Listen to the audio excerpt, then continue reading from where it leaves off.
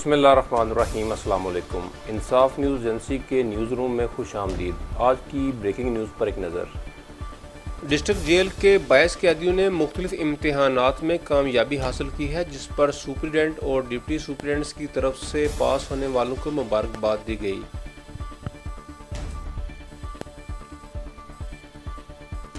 12 कैदियों ने मैट्रिक का इम्तिहान पास किया है।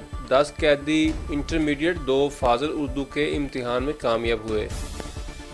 हमारे नुमाइंदा सैयद ज़ैन अब्बास के मुताबिक डिस्ट्रिक्ट जेल के 20 कैदियों ने मैट्रिक और इंटरमीडिएट, जबकि 2 असीरान ने उर्दू फाजिल का इम्तिहान नुमाया नंबरों से पास कर लिया।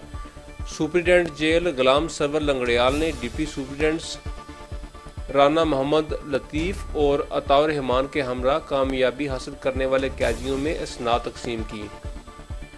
सुपरिटेंडेंट जेल गुलाम सरवर लंगड़ियाल ने बताया कि गुजरांवाला बोर्ड के ज़ेरे एहतमाम मैट्रिक के इम्तिहान में 12 असीरान ने शिरकत की और तमाम कामयाब करार पाए।